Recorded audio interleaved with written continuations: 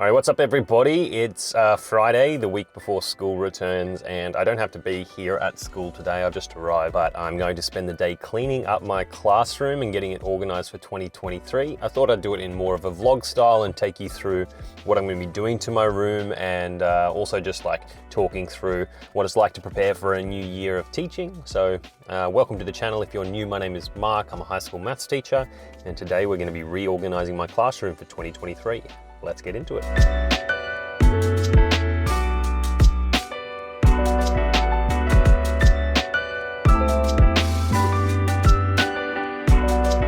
And my classroom. At least the desks are set up in a decent way, but we've got a lot of work to do. Alrighty, so I thought I'd give a quick rundown of the classroom and kind of my thoughts as I think about how I want it set up for 2023 and how it's currently set up.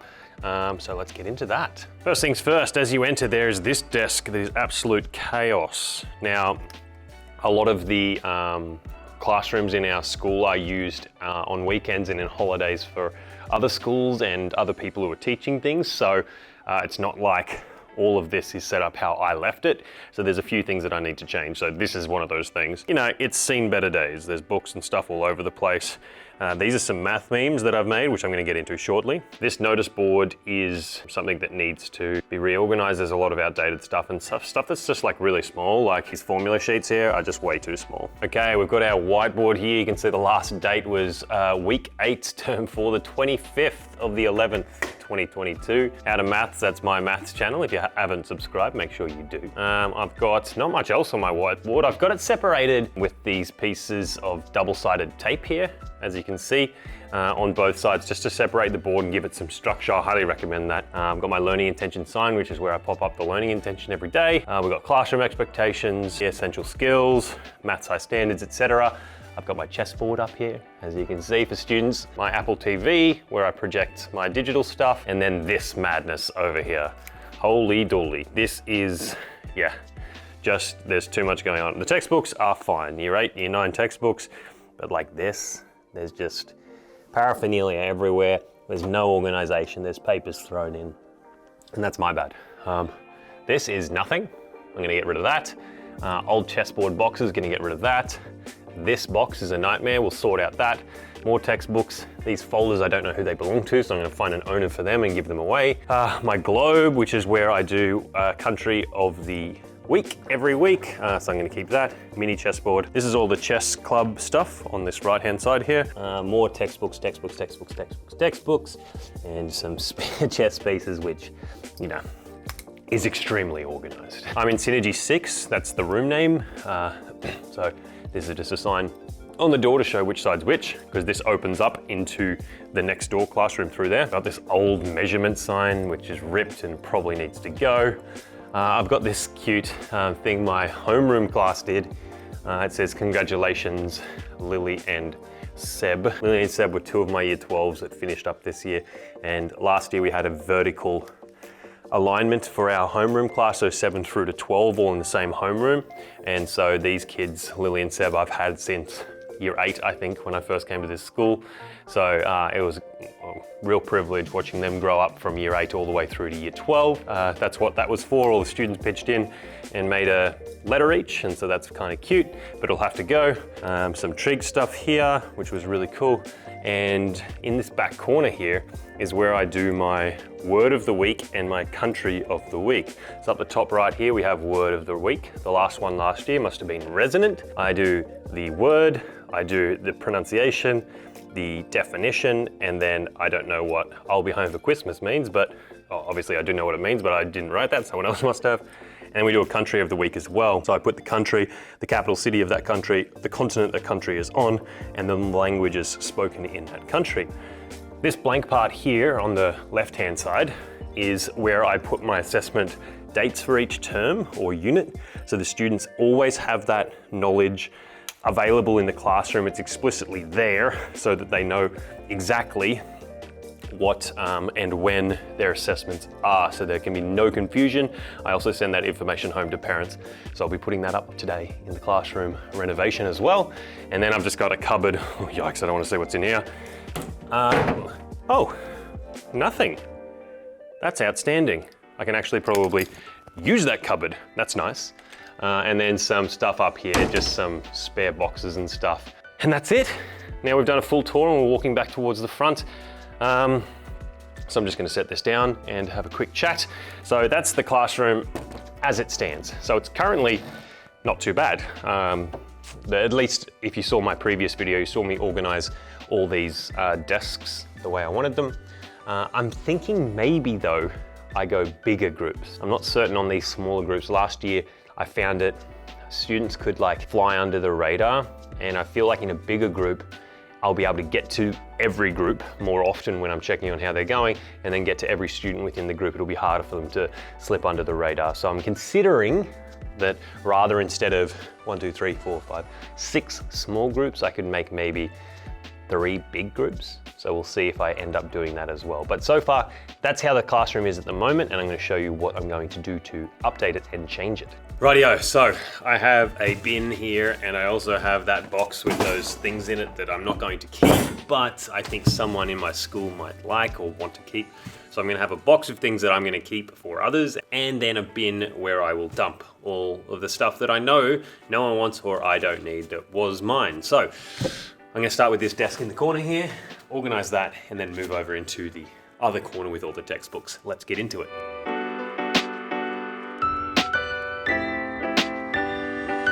That was actually pretty darn quick.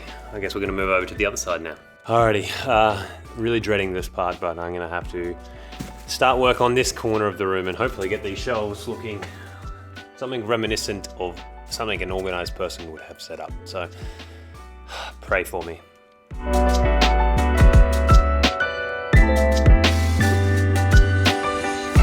One thing I do want to mention is I have these in my room, just sheet protectors. I find that if you're a kind of person who gives away a lot of worksheets, or students may have worksheets for other classes or whatever it is, I find that giving students even just one of these to put at the front of their book and put all of their sheets in, rather than just have them scattered throughout their book, makes a massive difference to whether the students keep them neat or keep them at all. So it's a very simple, you don't have to get them binders, you don't have to get them those display books or anything like that. Your school should probably have something like this, which is just those clear sleeves. Give one of these to each kid at the start of the year and tell them any worksheets you give them, put them in this, and you'll see a big improvement. And the kids enjoy getting given stuff like that, so consider that as well. These are definitely staying in my room. I feel so bad just chucking out all of this paper. It is just spare paper and stuff that I'm probably not going to use again. And so, yeah, it needs to get chucked out. It's just clutter. If I try and keep it, I'm a hoarder. But I feel so bad chucking it out. I think I might make a targeted effort this year to just give the students less physical resources, despite what I just said about the sheet protectors. I'm going to try and give them just more digital stuff. I mean, all my kids have iPads, so I can airdrop files to them.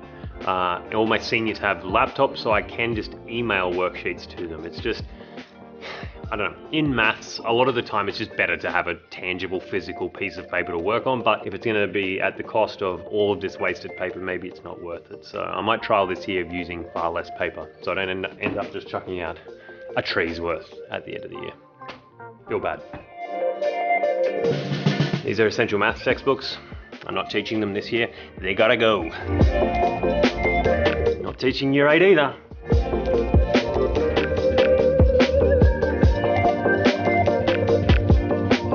You can see over here, all of those textbooks need to go somewhere. I have no idea where I'm going to put them. I guess in the staff room, and just leave them in there and say they're anyone's that they can grab. I feel pretty bad doing that because it's going to take up a lot of space, but people will grab them, so that's probably what I'm going to do. Now, one thing I haven't dealt with is this box. It is just stationery, right? Pens, pencils, glue, rubbers, rulers, sharpeners, all of that sort of stuff. And I frequently give that sort of stuff to my students. So I think I'm just going to leave it in this box and say if a kid needs to borrow a pencil or a pen, just tell them to go to the box and grab one. I just can't think of a way to organize it. And I don't really want to put all of my pens in one little container, pencils in another, rulers in another. It's just too much effort, I think. So this disgusting box has to stay disgusting.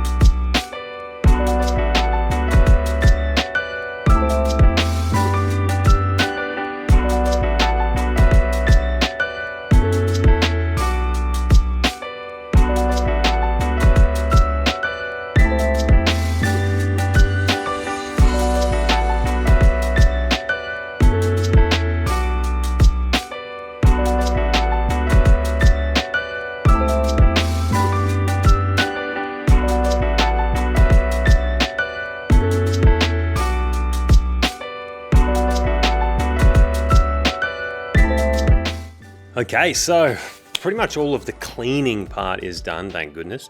Now I'm just going to reorganize the room and then fix up the whiteboard. So first, reorganize the room. I'm going to try for, rather than 6 small groups, I'm going to try for 3 big ones, see how that goes. Keeping in mind, I kind of want to film my lessons in here, so I'm going to have the camera in the middle of the room.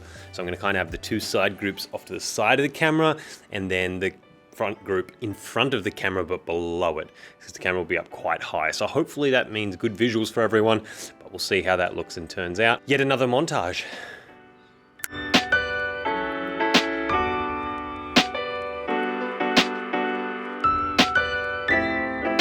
So the camera battery died when I was doing that time lapse, but I realized I was screwing up the room anyway. I've figured it out, and I've decided with a few changes I'm going to go for 3 big groups and 1 breakaway group. And I've also decided to change the location of my desk and put it up the back. So here's the current setup. I've got 1 group on the left, 1 group on the right, group at the front, middle, and back here is my desk where I'm going to be sitting, and this is the little breakaway group. So this little group here is for if students, there's like a small group of students who are really crushing it, and they can go work together on some more advanced stuff, or if there's a group of students who are struggling, they can also come here and work on some stuff. And I'll be here at this table, at this desk here, so right next to it, so I can give those students support if they need it as well. Just a little breakaway group. This is the way that it'll appear for each group. This is as far back as they get, and yeah, I think this is a pretty good setup. On this table here, this little small one, I'm gonna set up this tripod. So I'll do a very basic version of it now, but it's gonna be about this high. And for my videos, I will just zoom a little bit like this. And hopefully that is high enough quality and clear enough for the videos. Obviously it won't be shaking like my hands are right now because it'll be stationary. The last couple of things for this video is I'm going to get my computer, or at least my monitor, which I plug my computer into for this desk from down the hall. And I'm also going to clear up this whiteboard, and I'm going to show you a little trick with the whiteboard here. So typically when you rub out using a rubber, it's terrible. Like, it just doesn't rub out properly, and a lot of teachers' whiteboards look like this, and it sucks for the kids. But there's a simple way to fix that. All you need is some water and a cloth, and watch how good and effective these 2 things are. Right, so all you have to do, spray with a little bit of water, grab your cloth, and then wipe. And it makes it absolutely perfect. Like, look at that difference. Watch it, it's so actually satisfying to do the rubbing off. Students always want to do the rubbing off as well for me because it's so satisfying to do. They get a real kick out of it, and then there you go. But yeah, super clean whiteboard. I'm going to clean the one at the back as well.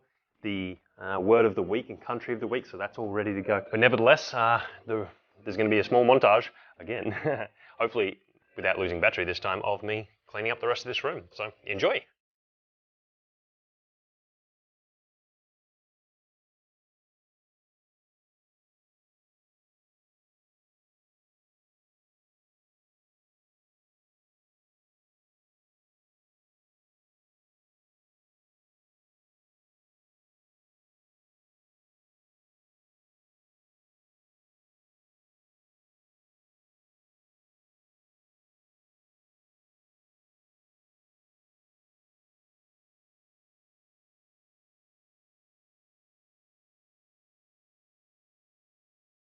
And with that, the classroom preparation for 2023 is done and over with. It is now 11:32, and I got here at about 8 o'clock this morning, so 3.5 hours or so.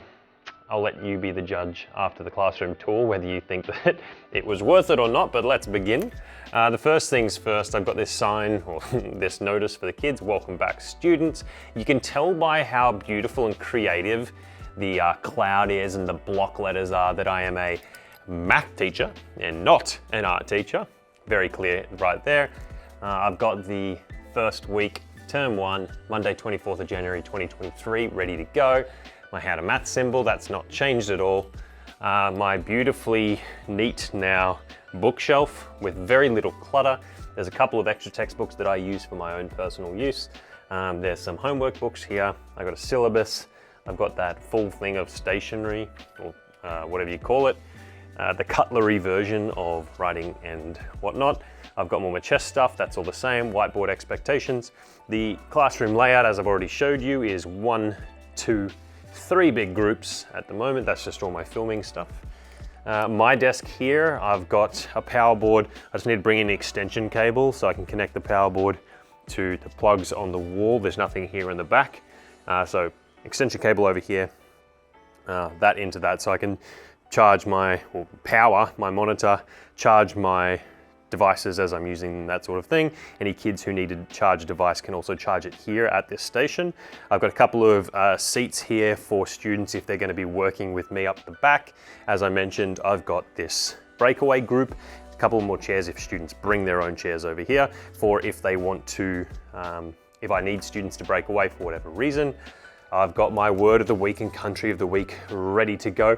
The only reason I haven't filled them in and actually written what the word or country is, I usually get the students in homeroom to Google a country for me that they've never heard of, or spin the globe and put their finger on a country and find out what it is. And the word of the week, I usually get recommendations as well. It's just a bit more engaging for the kids if they work with me and they decide rather than me doing it every single week. Plus, I run out of words. I mean, I'm a pretty verbose person, but I kind of keep going back to the same ones. The best word is cantankerous, by the way, closely followed by pentasyllabic, which means 5 syllables, and guess how many syllables pentasyllabic has? And so, you can tell I'm a maths teacher, I've got my specialist maths formula sheets, my methods formula sheets. By the way, I'm gonna have a little sign up here that says specialist formula sheet, methods formula sheet. I'm gonna have 2 signs that say meme wall. And these are all my math memes, which you saw earlier in the video. I've got some math things that are important. And yeah, that just about does it for the Classroom Tour 2023. It's all ready to go. I feel prepped and ready. It's currently Friday, by the way, just as a reminder. So I've got Saturday, Sunday, and the rest of today to get organized, but I think I'm pretty much ready to go. Really looking forward to getting back into the swing of things. If you made it this far in the video, first of all, thank you so much for watching and enjoying it. Make sure you like and subscribe if you want to see more of this content. If you have already, please leave me a comment down below. I would love to see if any of the people who watch these videos, because there are a few viewers, I would love to know if any of you are subscribed and watch, a majority of my videos. That would be really cool to find out. If you're interested and haven't seen it yet, up the top here is going to be a card that links to my how to get ready for a new school year. So if you're someone who is getting prepped for a new school year, whether you're starting mid-year or you're starting at the start of the year, or maybe you're starting randomly in week 5, term 2 or something like that, make sure you click that link. It'll give you some good tips on how to get prepped. Other than that, thank you so much for watching, and I'll see you in the next video.